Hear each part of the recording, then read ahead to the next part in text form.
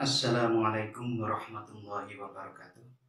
Saudara-saudari yang berbahagia, mari kita mulai perkuliahan kita pada kesempatan kali ini dengan bersama-sama membaca basmalah. Bismillahirrahmanirrahim. Oke, pada kesempatan kali ini saya akan menjelaskan tentang populasi dan sampel. Oke, populasi dan sampel ini adalah berkaitan dengan penelitian yang akan kita lakukan. Jadi kalau penelitian itu kita lakukan sangat besar populasinya, objek atau subjek yang akan kita teliti itu sangat besar dan tidak mungkin diteliti semua. Bahkan kalau diteliti semua itu akan malah menyebabkan kejenuhan, malah menyebabkan kelelahan, juga pertimbangan dana yang tidak cukup, maka kita perlu melakukan sampling. Sampling itu adalah bagian dari populasi yang dapat mewakili populasi itu. Jadi sampel itu secara sederhana bisa didefinisikan sebagai contoh atau wakil dari populasi, dari kesemua yang bisa kita teliti. Contoh, saat kita ingin meneliti seluruh siswa di DIY yang jumlahnya mungkin jutaan gitu, maka kita tidak mungkin untuk melakukan itu. Oleh karenanya kita perlu melakukan sampling, pengambilan sampling itu. Jadi populasi sendiri itu bermakna adalah sebuah wilayah yang terdiri atas objek, subjek yang ditetapkan oleh peneliti untuk dipelajari dan kemudian ditarik kesimpulannya. Jadi sampel itu adalah wakil daripada subjek atau objek yang akan kita teliti.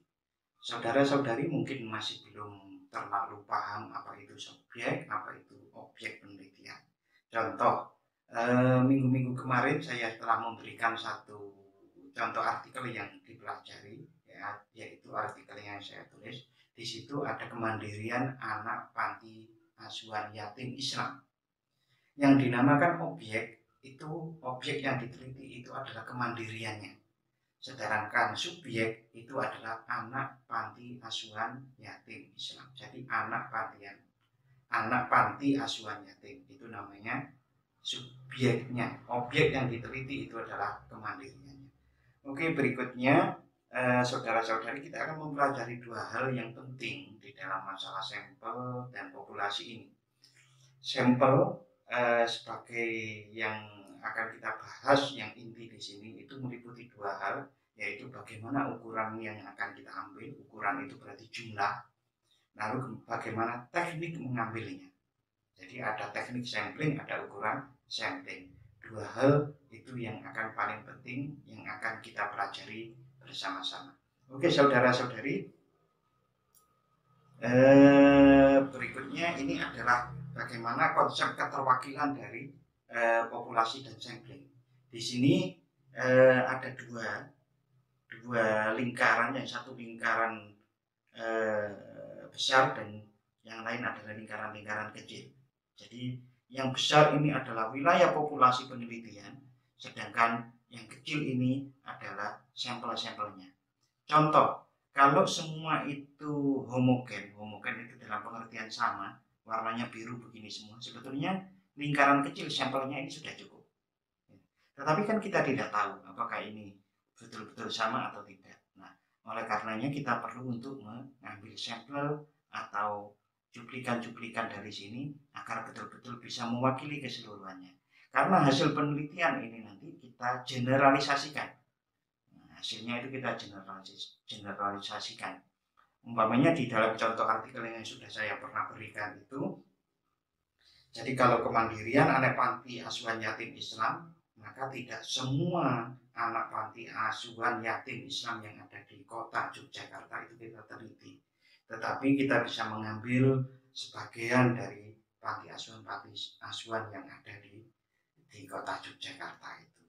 Umpamanya di panti asuhan A kita ngambil katakanlah 20%-nya.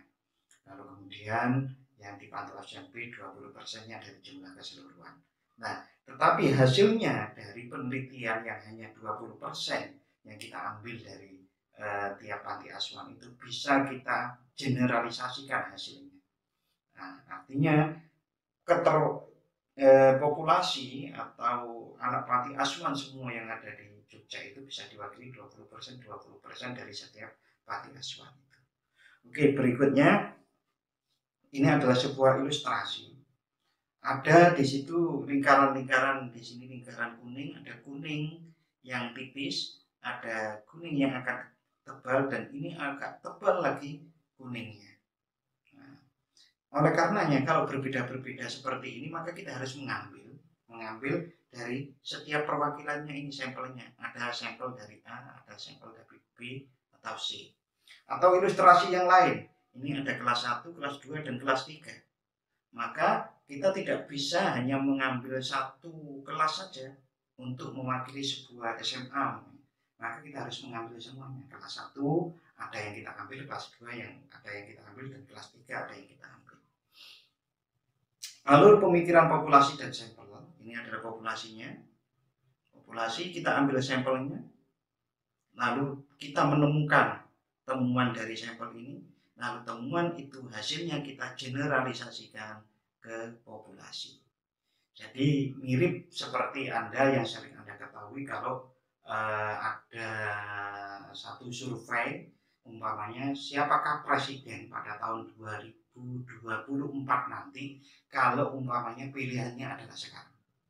Nah, maka di setiap provinsi itu bisa kita ambil sampel-sampelnya.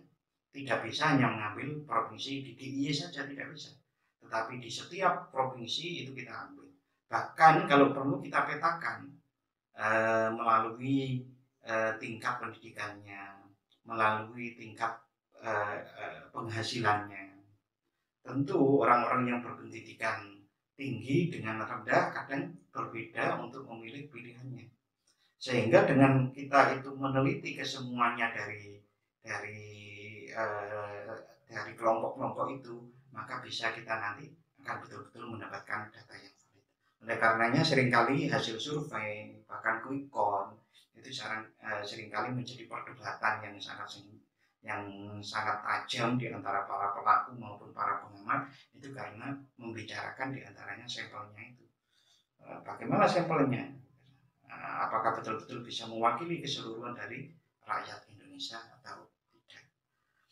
Berikutnya saudara-saudari, hubungan antara ukuran sampel dan tingkat kesalahan nantinya itu berarti semakin besar ukuran sampel, maka akan semakin kecil tingkat kesalahan sampel. Begitu juga sebaliknya, kalau ukuran sampel itu sampelnya semakin sedikit, maka tingkat kesalahannya semakin besar. Oke, kita lanjut. Mengapa kita memerlukan memakai sampling atau menggunakan sampel? Tidak diteliti semuanya saja. Karena dengan populasi atau yang subjek atau objek yang kita teliti itu yang sangat besar atau besar, tidak mungkin seluruh elemen itu diteliti. Karena adanya keterbatasan waktu penelitian, keterbatasan biaya, dan adanya keterbatasan sumber daya manusia. Penelitian terhadap sampel bisa lebih reliabel atau konsisten daripada penelitian terhadap populasi. Misalnya karena elemen sedemikian banyaknya, maka akan memikirkan kelelahan fisik dan mental para pencacahnya atau penelitinya atau pengambil datanya, sehingga banyak terjadi kekeliruan. Lalu kemudian sampling juga dilakukan karena populasi homogen. Penelitian terhadap seluruh elemen dalam populasi yang tidak masuk akal karena homogen. Homogen itu dalam pengertian data yang ingin dicari itu satu, serupa. Umpamanya kita ingin meneliti siswa SMA. Nah, karakteristik siswa SMA itu kan hampir sama. Oleh karenanya kita tidak perlu melakukan sebuah penelitian yang semuanya diteliti seluruh SMA yang ada di Jogja, tapi kita cukup mengambil sampel. Nah, untuk mengambil sampel ini ada beberapa syarat sampel yang perakasi dan ketepatan, yaitu tingkat ketidakadaan bias atau kekeliruan dalam sampel. Dengan kata lain, makin sedikit tingkat kekeliruan yang ada dalam sampel, makin akurat sampel tersebut. Tolok ukur adanya bias atau kekeliruan adalah populasi.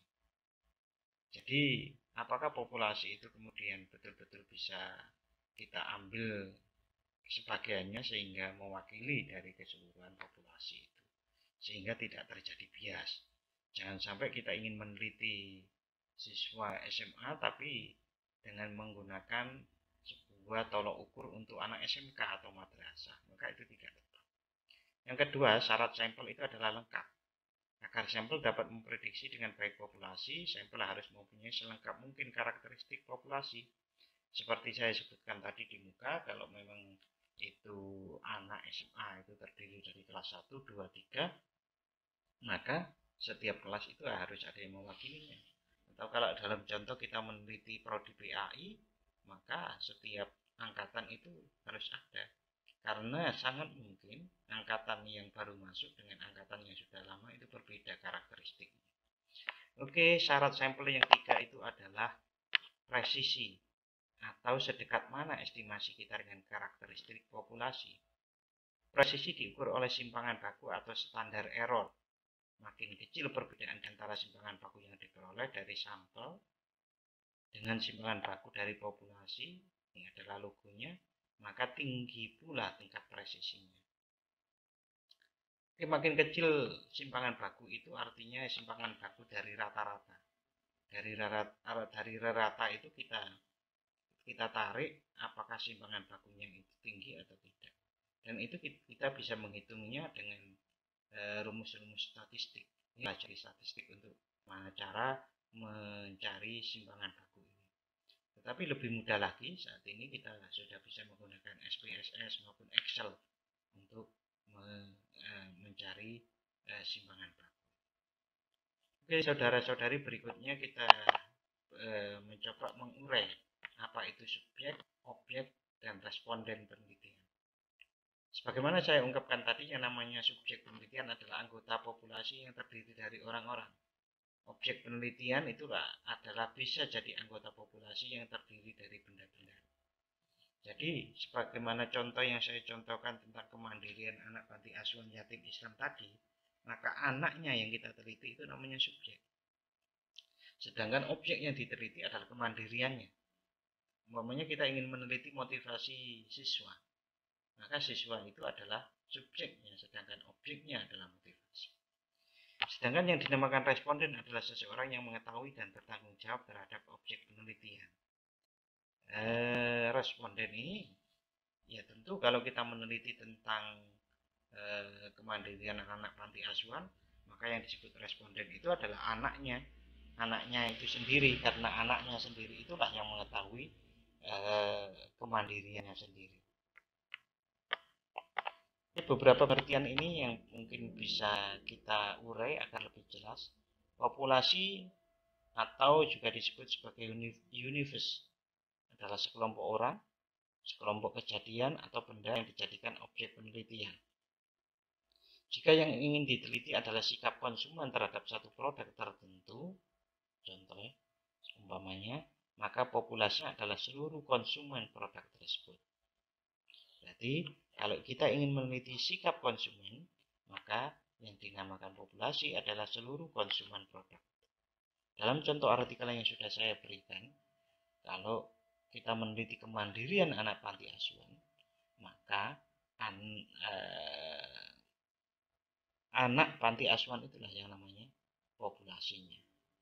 Sedangkan elemen atau unsur adalah setiap satuan populasi. Kalau dalam populasi terdapat 30 laporan keuangan, maka setiap laporan keuangan tersebut adalah unsur atau elemen penelitian. Ini kalau kita meneliti tentang laporan keuangan. Kalau kita meneliti tentang rapot, kalau dalam populasi terdapat 30 rapot, maka setiap rapot tersebut adalah unsur atau elemen penelitian. Ada pengertian yang lain namanya kerangka sampling, adalah daftar yang berisikan setiap elemen populasi yang bisa diambil sebagai sampel. Rapot umumnya tadi dalam contoh bahwa rapot, maka rapot tersebut adalah bisa kita jadikan ada daftarnya, rapot 1, rapot 2, rapot 3, itu adalah kerangka sampling. Ukuran sampel harus mewakili populasi. Ukuran sampel mempengaruhi tingkat kesalahan yang terjadi. Ukuran sampel harus mewakili populasi. Ini nanti ada rumus-rumus tertentu yang bisa kita gunakan atau tabel-tabel, umpamanya tabel dari Grigsby dan Morgan. Itu berbeda-beda antara satu pakar dengan pakar yang lainnya. Tetapi yang penting Anda bisa menggunakan kalau Anda mempunyai rujukannya. Artinya menurut siapa itu. Pokoknya Anda mengambil 20%, yaitu 20% menurut siapa. Atau kalau cuma 30 populasinya ya harus diambil semua. Itu umpamanya. Tapi yang penting Anda mempunyai rujukan siapa yang berpendapat itu. Sama tingkatnya. Tadi disebutkan bahwa kalau semakin besar sampelnya maka kesalahannya semakin kecil. Semakin banyak ukuran sampel makin kecil tingkat kesalahan generalisasi yang terjadi dan sebaliknya. Ini seperti ini sudah kita lihat. Semakin banyak ukuran sampel makin kecil tingkat kesalahan generalisasi yang terjadi dan sebaliknya. Sampling. Teknik sampling itu kalau tadi kita berbicara tentang ukuran sampel itu berapa yang harus diambil sampelnya. Kalau teknik itu bagaimana cara mengambilnya. Teknik sampling itu adalah proses pemilihan jenis sampel dengan memperhitungkan besarnya sampel yang akan dijadikan sebagai subjek atau objek penelitian. Sedangkan pemilihan sampel harus bersifat representatif atau mewakili. Artinya sampel yang dipilih mewakili populasi baik dari karakteristik maupun jumlahnya.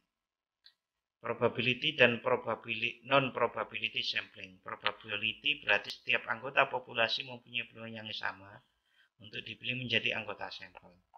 Hasil penelitian dijadikan ukuran untuk mengestimasi populasi. Berarti ada generalisasi kalau probability itu.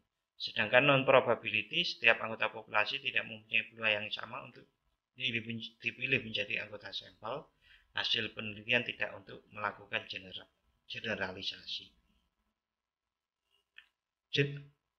Generalisasi itu adalah temuan yang kita temukan, yang kita hasilkan di dalam penelitian itu berlaku untuk populasi. Umumnya kita meneliti 20% dari jumlah siswa yang 1000 itu umpamanya. Maka hasilnya walaupun dari 20% itu adalah untuk kesimpulan dari semua yang 1000 itu.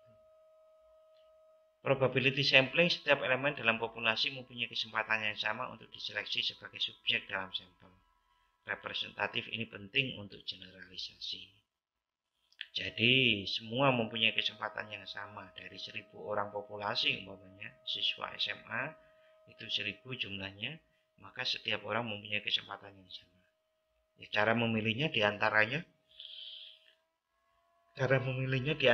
adalah dengan menggunakan undian tadi.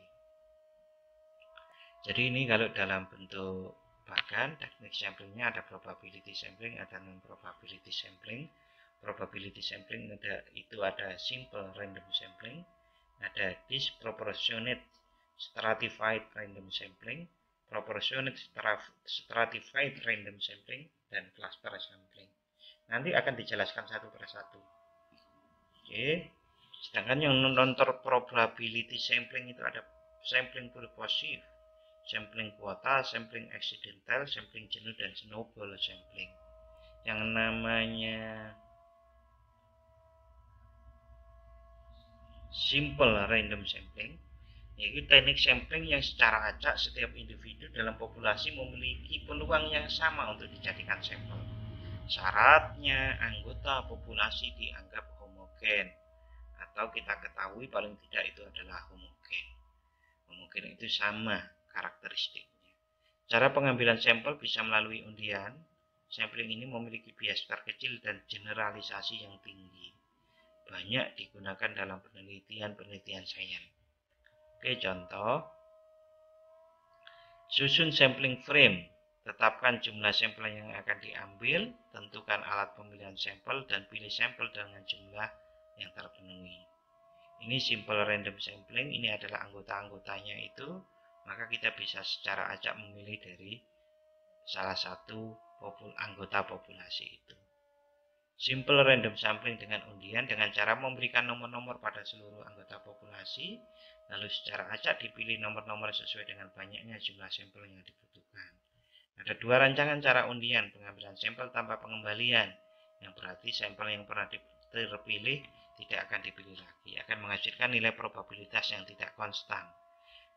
Pengambilan sampel, berikutnya pengambilan sampel dengan pengembalian, berarti kalau umpamanya 1000 yang akan kita pilih, kita ambil 1, setelah dapat kita tulis, ya yang 1 itu kita kembalikan. Jadi probability peluangnya adalah tetap 1 dibanding 1000. Nah, bagaimana kalau muncul lagi? Kalau muncul lagi diulang. Ada juga simple random sampling dengan tabel bilangan random. Menggunakan tabel bilangan random atau acak, yaitu suatu tabel yang terdiri dari bilangan-bilangan yang tidak berurutan. Secara prinsip, pemakaiannya adalah dengan memberi nomor pada setiap anggota populasi dalam suatu daftar atau sampel frame. Ada sampel frame yang sudah dijelaskan di atas tadi. Selanjutnya dipergunakan jumlah digit pada tabel acak dengan digit populasi. Pilih salah satu nomor dengan acak, gunakan 2 digit terakhirnya, cocokkan dengan nomor pada sampel frame. Jika ada yang sama, maka data pada sampel frame diambil sebagai anggota sampel. Contoh, menentukan responden atau sampel yang menggunakan tabel bilangan random. Buat kerangka populasi itu daftar nama populasi, diberi nomor, umpamanya 1 sampai 1000 tadi. Buka tabel bilangan random atau acak, pilih baris pada tabel bilangan random dengan cara tertentu. Misalnya terpilih baris ke-23. Pilih lajur pada tabel bilangan acak, misalnya terpilih lajur ke-35. Temukan titik temu antara baris dan lajur. Baris itu yang horizontal, lajur itu yang vertikal. Berupa bilangan, misal titik temu antara ke-23 dengan lajur ke-35 adalah bilangan 84. Bilangan tersebut merupakan nomor responden pertama yang terpilih. Untuk menentukan nomor responden berikutnya dapat diambil bilangan-bilangan yang ada di bawah atau di atasnya. Oke, ini contohnya seperti ini tadi. Ini adalah baris, ini lajur. Kita menentukan secara acak, umpamanya barisnya adalah baris yang ke 5, baris yang keempat, lalu kemudian lajurnya adalah 1, 2, 3, 4, 5, 6. Nah ini 6, berarti antara baris ke 6 dengan baris keempat, ini baris keempat, lajur yang ke-6, ketemulah di sini, umumnya seperti itu. Oke, berikutnya kita sampai pada stratified random sampling. Teknik ini digunakan untuk mengurangi pengaruh faktor heterogen dan melakukan pembagian elemen-elemen populasi ke dalam strata. Selanjutnya dari masing-masing strata dipilih sampelnya secara random sesuai proporsinya. Sampling ini banyak digunakan untuk mempelajari karakteristik yang berbeda. Misalnya di sekolah ada kelas 1, 2, dan 3. Atau responden dapat dibedakan menurut jenis kelamin laki-laki dan perempuan. Keadaan populasi yang heterogen tidak akan terwakili bila menggunakan teknik random saja. Karena hasilnya mungkin satu kelompok terlalu banyak yang terpilih menjadi sampel. Artinya kita harus ada stratanya. Contoh yang saya berikan berkali-kali, itu umpamanya kelas 1, 2, dan 3, maka ada yang mewakili kelas 1, ada yang mewakili kelas 2, ada yang mewakili kelas 3. Kalaupun itu adalah PAI, mahasiswa PAI, maka ada angkatan 2016, ada angkatan 2017, ada angkatan 18, 19, dan 20. Ini contohnya ada populasi 900 orang dibagi 3. Guru dari golongan 2, guru dari golongan 3, guru dari golongan 4. Pilih secara acak 90 orang, acak 90 orang, 90 orang. Artinya rata pada tiap golongan ini ada 90 orang, 90 orang. Ada kalanya stratified random sampling, populasi yang ada memiliki strata atau tingkatan dan setiap tingkatan memiliki karakteristik tersendiri. Umpamanya ada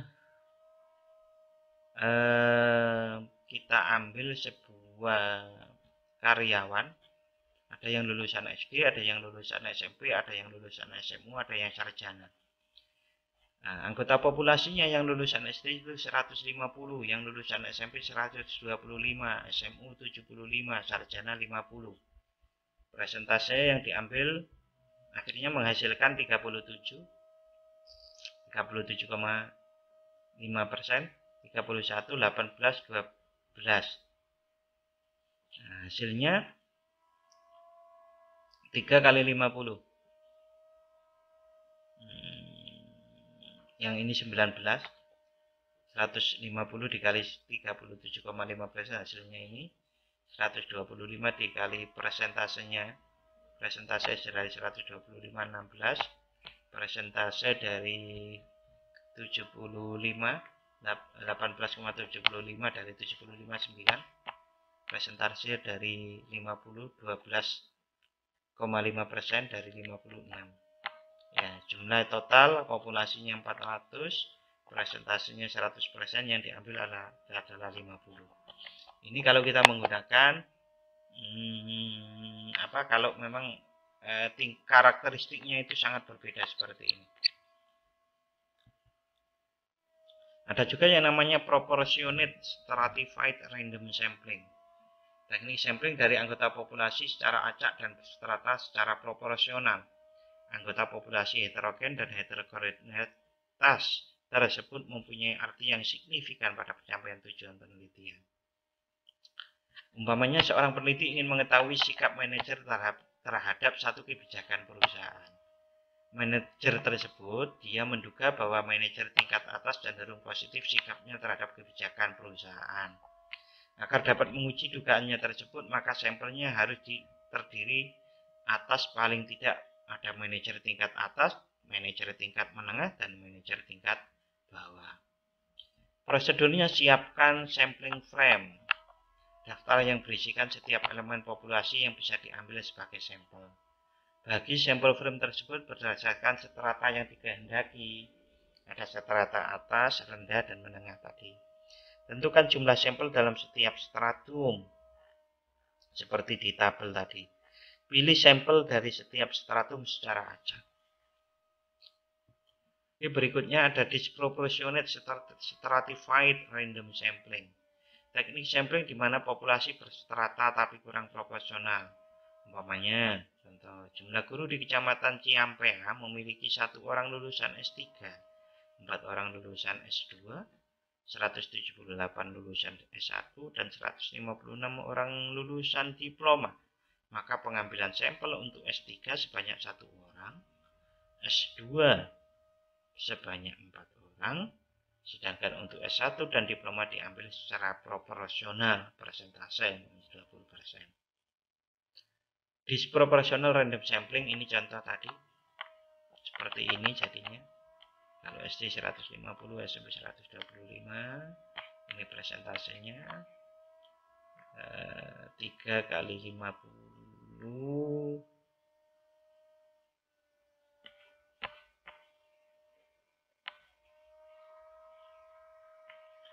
Hasilnya 19.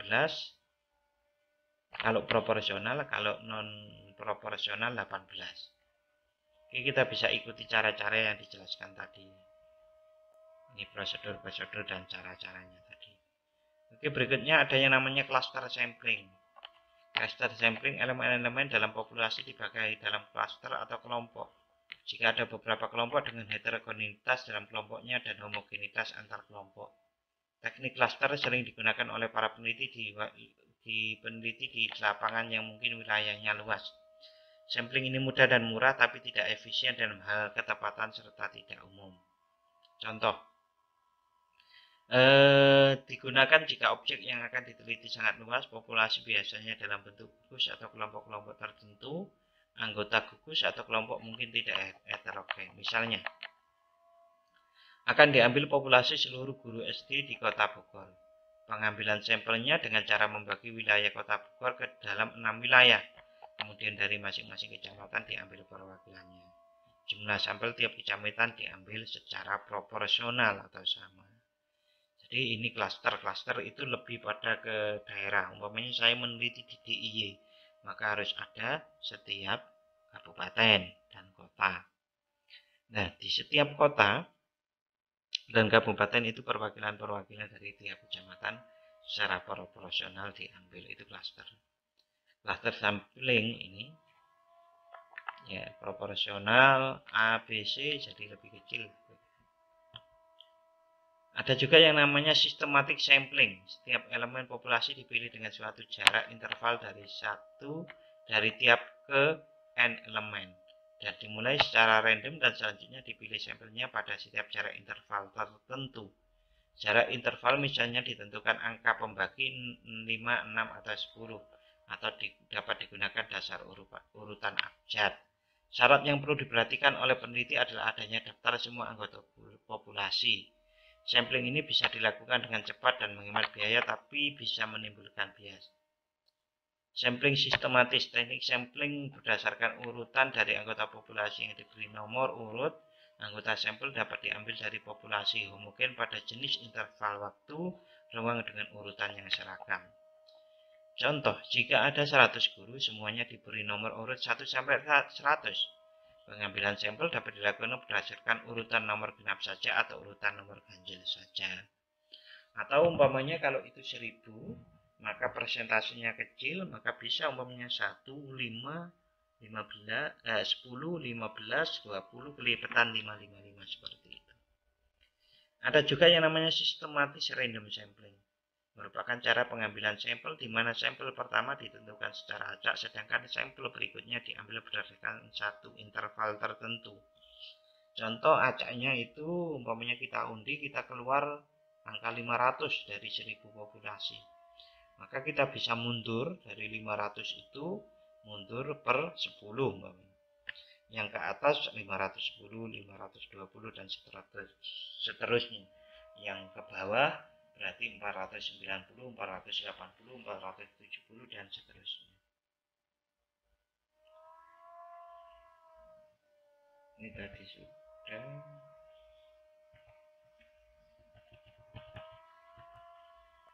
Ini sampling sistematis seperti ini ilustrasinya.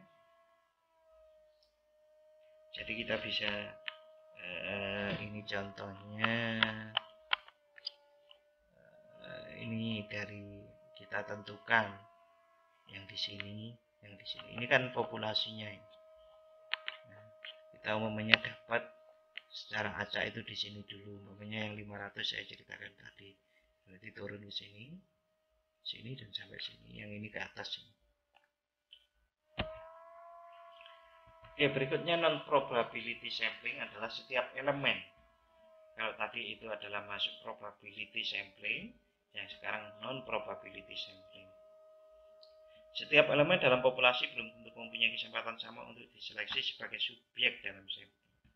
Nah, hal ini adalah waktu yang utama. Oke, berikutnya non probability sampling tidak mengukur sejauh mana karakteristik sampel mendekati parameter populasi induknya, sehingga dalam kenyataannya peneliti pada umumnya tidak dapat mengidentifikasikan populasi induk sama sekali. Oleh karena itu, sampel yang diambil tidak dapat digeneralisasikan pada populasi tempat sampel tersebut diambil. Oleh karena itu, kesalahan sampling tidak perlu dibahas karena memang perencanaan sampling non-probabilitas tidak dirancang untuk bisa penyajian fungsi inferensial atau pengambilan generalisasi. Kelemahan tidak ada kontrol terhadap investigator bias dalam pemilihan sampel. Variabilitasnya tidak bisa dihitung menggunakan probability sampling theory, tidak bisa menghitung sampling error atau sample precision. Jadi saudara-saudari, maka penting sekali untuk memahami istilah-istilah di statistik ini, di sampling ini, agar Anda bisa memahaminya dengan baik.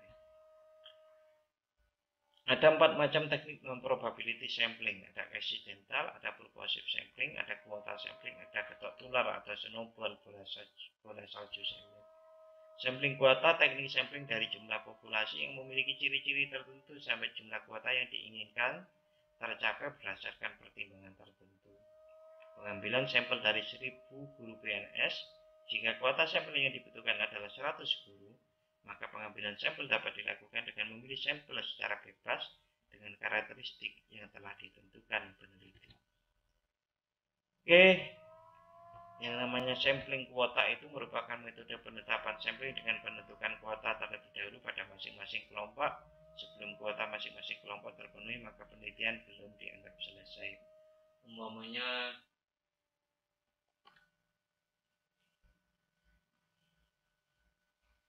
tadi contoh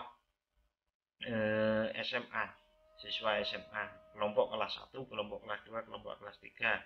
Kuota yang diambil dari kelas 1 karena tidak untuk tidak membuat temuannya nanti untuk digeneralisasi dipakai semua populasi, maka kita menentukan kuotanya. Kuota bisa menentukan 20 orang satu kelas. Sampling eksidental. Teknik sampling berdasarkan faktor spontanitas, artinya siapa saja yang secara tidak sengaja bertemu dengan peneliti, maka orang tersebut dijadikan sampel. Mungkin Anda meneliti mahasiswa, Anda duduk di UGM, di sana setiap Anda yang ketemu mahasiswa bisa dijadikan sampel.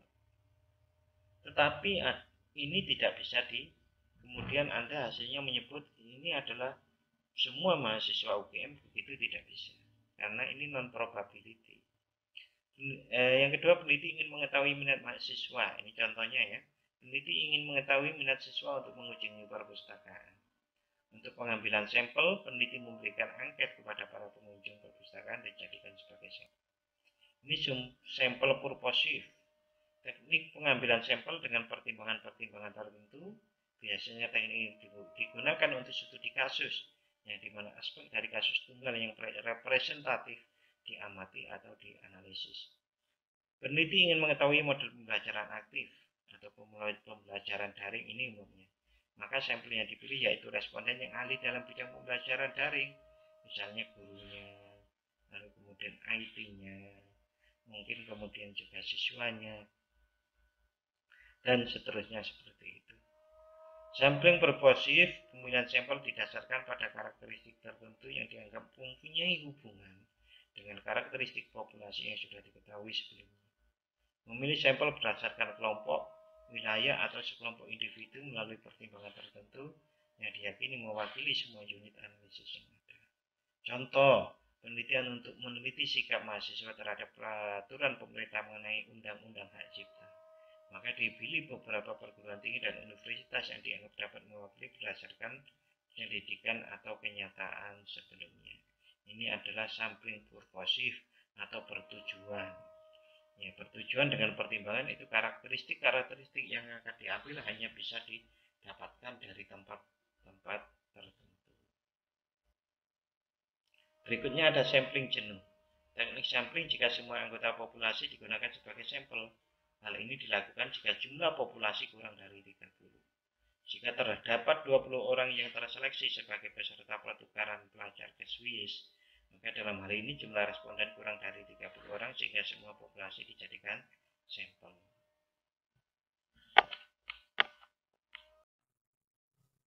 Oke, yang terakhir saudara-saudari itu adalah teknik sampling yang namanya snowball sampling, yaitu sebuah teknik sampling yang semula berjumlah sedikit, kemudian anggota sampel atau responden atau informan atau narasumber menunjuk temannya untuk menjadi sampel, sehingga jumlahnya akan semakin banyak dan semakin banyak. Nah, ini seperti ini. Kita umpamanya melakukan penelitian, yang pertama informan, informan atau informan kuncinya itu adalah si A. Nah, si A kemudian merekomendasikan, ya kita sebagai human instrument atau kita sebagai peneliti juga harus bertanya, siapakah yang kira-kira bisa kita mintai pendapat untuk hal ini gitu. Nah, si A akan menuju si B dan mungkin juga si C. Nah, si A dari si menuju si B, lalu juga si C menuju D, E, F, si B menuju D, E, F, C menuju G, H, I, dan begitu seterusnya. Itu snowball sampling atau seperti bola salju. Menggelinding bola salju itu akan membawa salju-salju yang lain sehingga semakin banyak. Nah, itu adalah namanya snowball sampling. Terima kasih. Mudah-mudahan apa yang saya sampaikan ini bermanfaat dan bisa diterapkan pada penelitian saudara-saudari nanti, dan bisa mendapatkan penelitian atau hasil yang valid, yang reliable, yang dimana sampelnya bisa kita generalisasikan untuk hasilnya digeneralisasikan untuk populasi. Demikian, terima kasih. Wassalamualaikum warahmatullahi wabarakatuh.